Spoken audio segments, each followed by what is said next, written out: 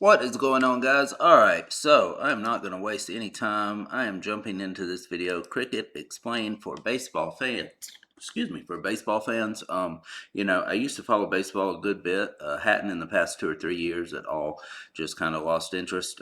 Anyway, it was, always something I watched growing up as a kid. I played it, everything. So yes, I'm very familiar with baseball. So let's get into these cricket rules. So this is going to be a pretty long video, so lock in, like, share, comment, subscribe, and hit that hype button. Do all of that. 3, 2, 1, play.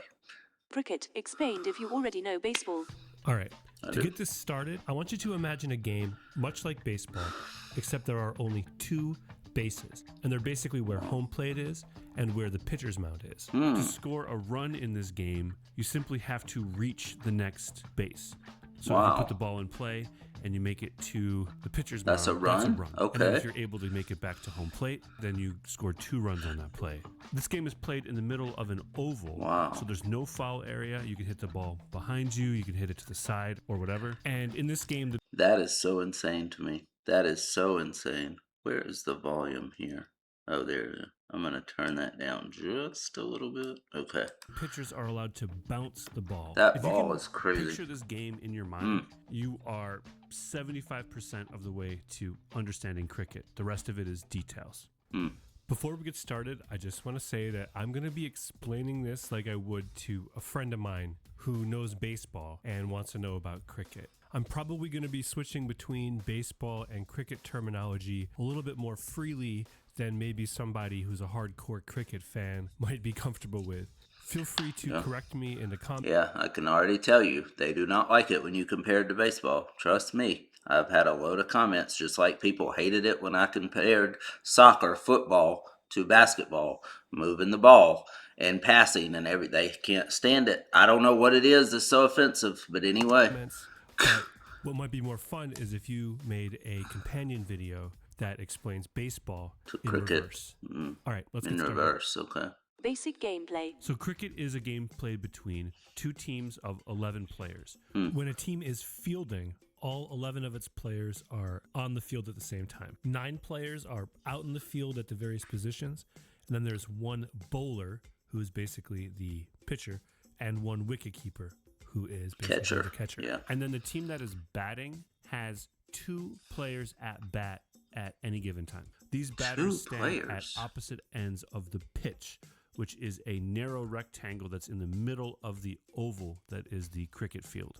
At the ends of the pitch are 2 wickets, which are these little structures that have 3 stumps and 2 bails. The stumps are the 3 pieces of wood that are in the ground, and the bails are these 2 little pieces of wood that rest on top of the stumps. A play begins when the bowler, which is basically the pitcher, bowls the ball to the batter.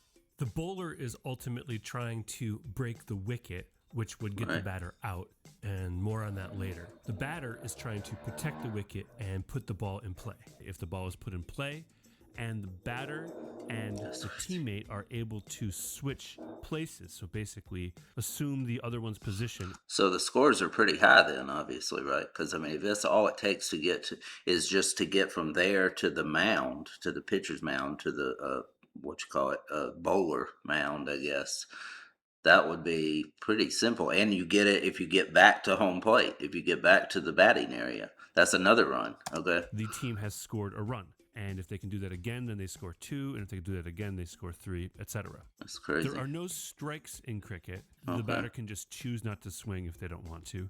And there's no penalty for hitting a batter with a legally thrown ball. Batters are expected to protect the wicket and not let themselves get hit. In fact, as we'll see in a little bit, there are actually situations where a batter can be called out if they allow themselves to be hit with the ball.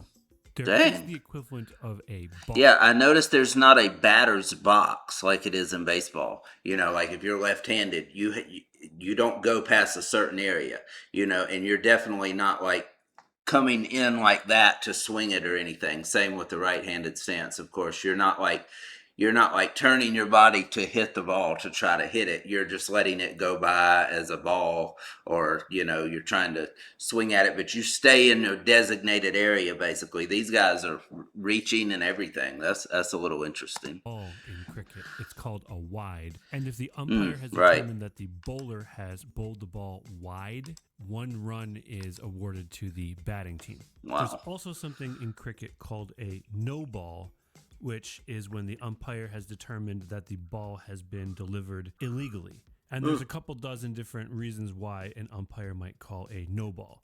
If the umpire calls a no ball, just like a wide, 1 run is awarded to the batting team.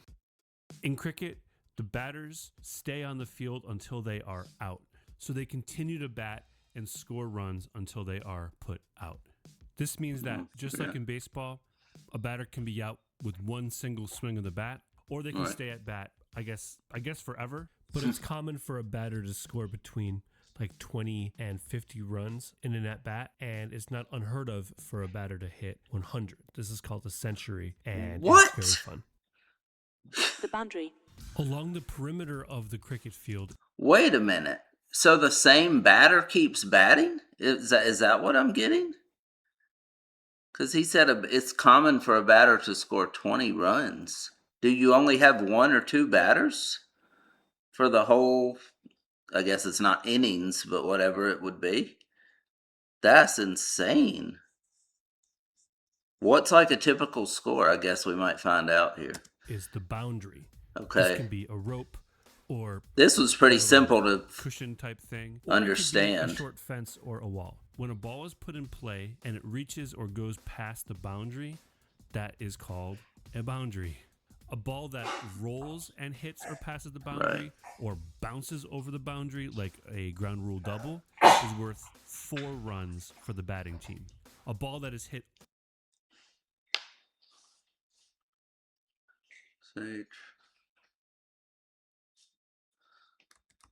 rolls and hits or passes the boundary or bounces over the boundary like a ground rule double is worth 4 runs for the batting team. A ball that is hit over the boundary, so basically like a 6 home run, runs, is worth 6 runs for the batting team.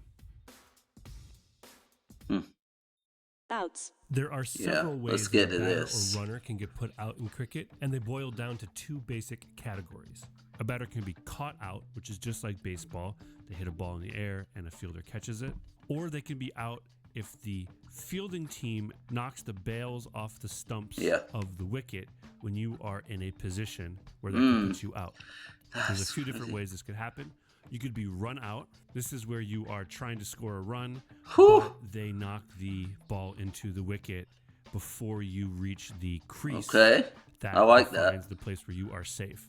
By the way, the bat is part of your body when determining whether or not you are safe.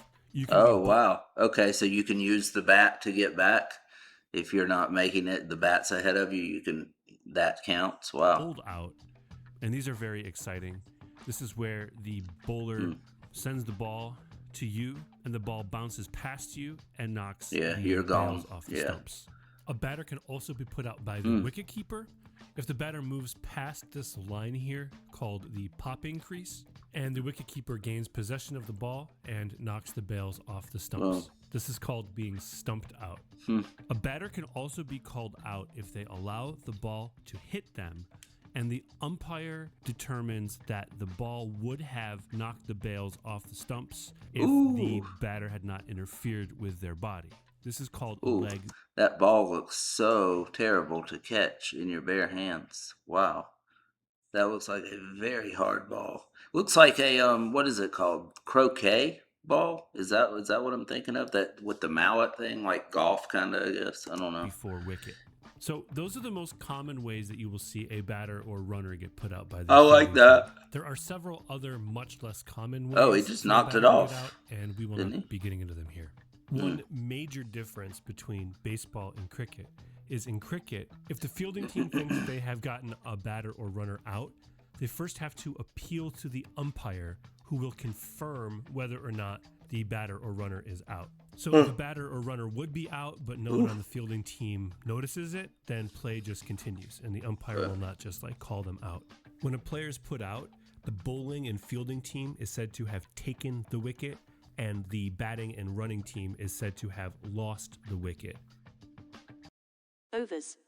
Each series of 6 pitches or deliveries, which are called balls, is called an over. Each over has only one bowler, and each bowler only bowls one over at a time.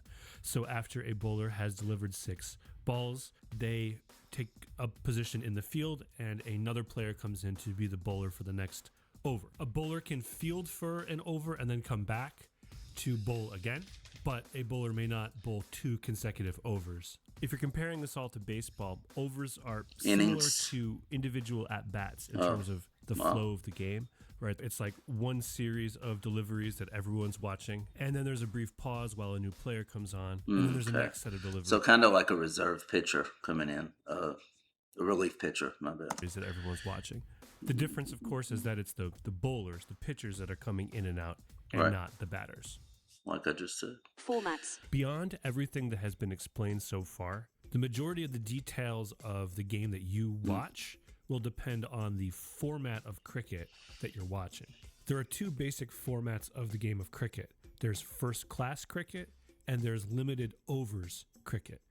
First class cricket is what a lot of people think of when they think of cricket. We're talking about the games that go on for several days. Everyone is wearing white. Maybe the Queen shows up. And first class cricket is most hide your kids associated with the 5-day-long test matches that international teams play against one another. They're scheduled for 5 days, but they might be completed before that.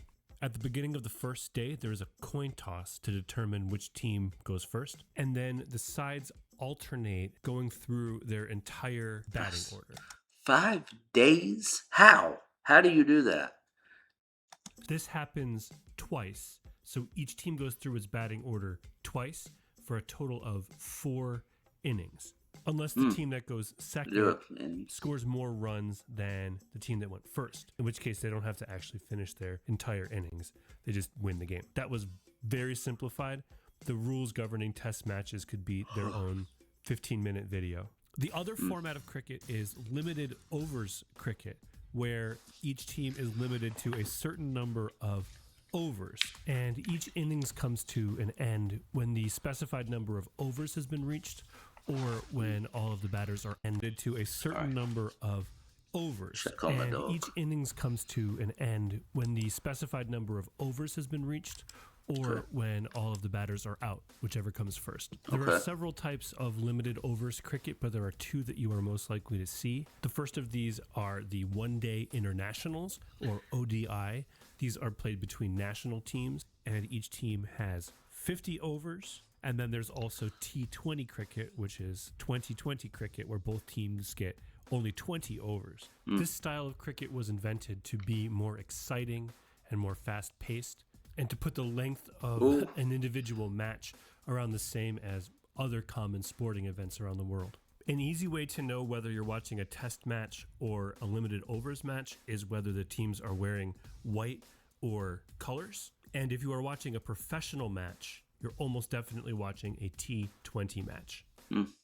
Scorekeeping. Yeah, all right, okay. Pay attention, because this is maybe the most confusing part of all of this.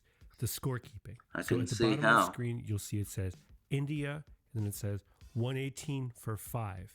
This does not mean that the score is 118 runs to 5 runs. No, this means that India has scored 118 runs for 5 wickets, which means that 5 of their batters have been put out. Then it says first innings, so this is the first innings of this match. Then it says England 287. So that's how many runs England scored in their innings. And since this is a test match, both teams will play 2 innings. Then you've got information about the 2 batsmen that are currently up and how many runs they've scored so far. Then at the end, it says Broad 0 for 24. This means that Broad, the bowler, has taken 0 wickets so far and has allowed 24 runs. And then the 15 o'clock over there, that's just the time. Guess that's not bad, really, but that just sounds crazy, of course, coming from baseball. The day, it's 3 p.m.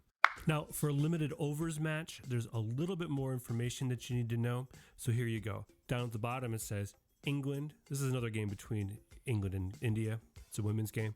So it says England 103 for 4. So yeah, sure about that? Okay, anyway. That means that they've scored 103 Don't look like women to me. Wickets. P2, don't worry about what that means yet. Then it says 24.3 of 50.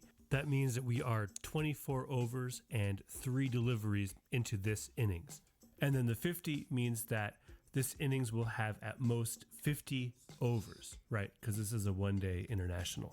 Then it says target 222. This means that India went first and scored 222 runs. So that's how many runs England has to score to win. And from there, it's pretty much the same as the test match we just saw. Just be careful, because if you're watching an Australian broadcast, the scores are reversed. The wickets are first and the runs are second. So on this one, it says Ren, that's the Renegades, that's one of the teams, 5 for 135. Renegades, that's in Australia though, not UK. Okay. Or wait, I don't know. Hey, where is Australia exactly? It's not like a part of the UK, is it? It might be. Am I wrong? That's crazy. I don't know. Anyway, I was thinking of Ren, the singer from the UK, rapper, whatever. That dude does everything. His fans are called Renegades. That's what it made me think of. Sorry. So it's 5 wickets for 135 runs. So just be careful. It might be confusing. Some final similarities and differences. All right, that's basically it. I thought that we would end this video with a few more similarities and differences between baseball and cricket. One major difference is that in cricket, if a ball is in play, the runners are not compelled to move, right? But why only wouldn't run if you think you can make a run. One similarity is that every cricket ground has different dimensions. And that's the same in baseball, though. I mean, if you don't think you can make it to the next base, if you think you're going to be thrown out, or if there's not enough time between you and the person throwing the ball, then you're not going to move either. A different shape. And much like in baseball, this means that certain cricket grounds are more favorable or less favorable to different play styles. Another difference is that in cricket, the positions refer to places on the field and not necessarily the individual fielders. So if baseball had a similar thing, like you would not be the shortstop for your team. You would just be a fielder who would be playing shortstop position. And then if your team was in a shift or whatever, maybe you would be said that you were in the second base position. Or maybe for one batter, you would be in the shallow mid outfield position, right? Another similarity is that in cricket, players' on-field and off-the-field behavior is governed by an old-fashioned sense of propriety that's not unlike the unwritten rules in baseball. And the final difference that's probably become clear to you as you watch this video is that cricket is a much more international game than baseball. I don't mean to say that it is more popular in more countries than baseball, although this might also be true. What I mean by this is that international competitions, so competitions between national teams, are the norm. They're not like a special thing that everyone tunes into every 4 years. Professional cricket is a relatively new phenomenon in the world. And while leagues are becoming much more popular these days, it wasn't very long ago that professional cricket was looked upon as diluting the purity of... Yeah, see, they swing no matter what, it seems like. That's crazy to me. They're reaching with it. It's coming to where it's hitting, to where it's going to hit them, and they still try to hit it. Yeah, which you get penalized if it hits you. So, yeah, it makes sense. Wow. The game.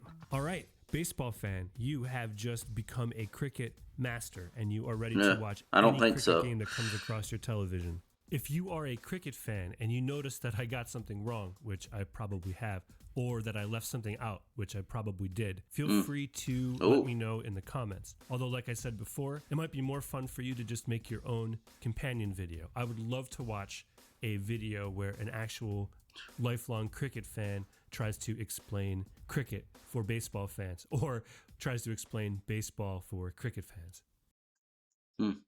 Okay. Oh, hey. All right, no, puppy. All right, Chewy. I have some other questions. All right, there. We'll leave it there. Yeah, so very interesting. I don't know how much more I understand. I definitely got some of it. Definitely not an expert or anything. So let me know what you thought of that. The scoring is definitely a lot different. The batting is different. It's very different from baseball in pretty much every way, other than it's a ball and a wooden thing to hit it with. The ball is different. Obviously, what is that called? What is the thing called that they use? It's a bat though, right? Because they said batsman for the one that's at bat. So yeah. But anyway, obviously that's different than a baseball bat, and the ball being in play no matter what. I do like that actually, with no fouls or anything like that, no foul tips, all that nonsense. And I respect that they catch that ball with their hand, that barehanded, other than the catcher, the what was the name? Oh wow. See how quickly it disappears from my brain? The wicker? Is that what it was? The one that's behind the bowler pitcher? Okay. But anyway, all right, let me know what else I need to react to. Let me know a certain player you want me to react to their highlights of, if that's a thing, or, compilation of greatest plays, or, just unorthodox plays, whatever, just mind-blowing plays, whatever you guys want, just drop it down below. Hopefully this video wasn't too long. I'm gonna go ahead and get out of here. Don't forget to like, share, comment, subscribe, hit the hype button, all that stuff. Thank you so much for watching. As always, love you guys. Stay safe, be careful. I am gone.